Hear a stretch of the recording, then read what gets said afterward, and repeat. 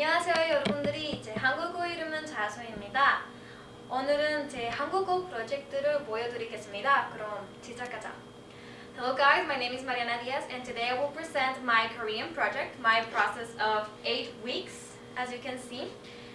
First, I'm going to explain my objectives with the project, then I'm going to go to the process, and lastly I'm going to go with the conclusion, what I got from this project. So first, my objective, I have already taken a class of Korean, but I wanted to enhance my proficiency because I wasn't so sure of how I was speaking and everything. And I'm also interested in the culture and in the language. I think it's a very interesting language. So first, the process, rather than explaining each week, I'm going to explain each source I use, every resource I use, and I'm going to explain how I use it and why it was difficult or it made things easier. First, I used one of my biggest friends in this project, my Active Korean book. I used it in my class from Korean last semester, but I didn't get to finish it, so I took this chance to finish it. I was only missing 3 lessons. I made lessons 7 to 9. They were from about making an appointment, asking for directions, and making a call. And before the project started, I had to review everything, and during the project I reviewed everything I saw on my class because I felt completely at blank doing everything.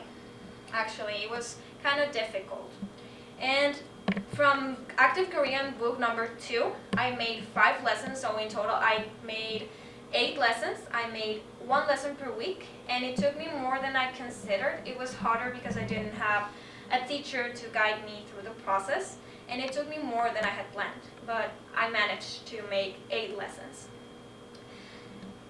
After that, my notebook, my note, I have a notebook in which I wrote vocabulary and the lessons from my Korean book.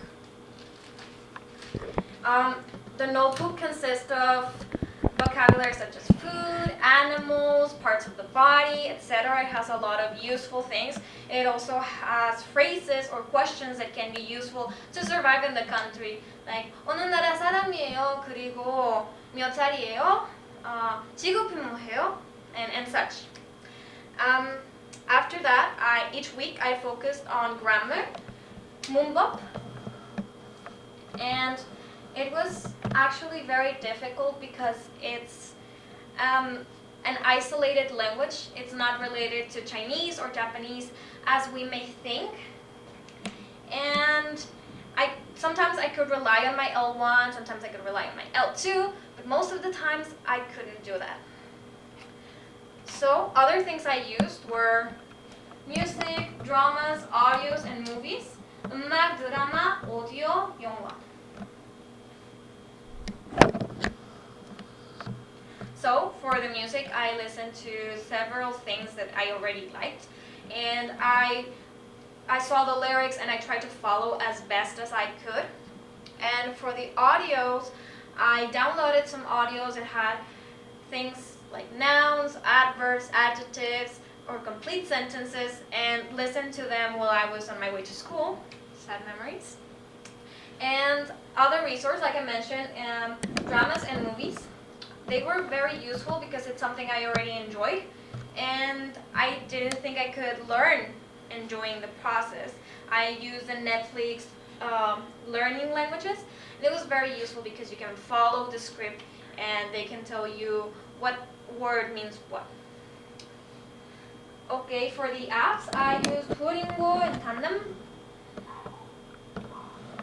I was very skeptical of Duolingo at the beginning because I don't know, because of the memes of Duolingo actually.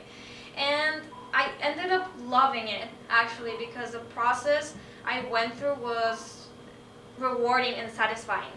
Give me just a minute. As you can see, this is some of my process that I went through.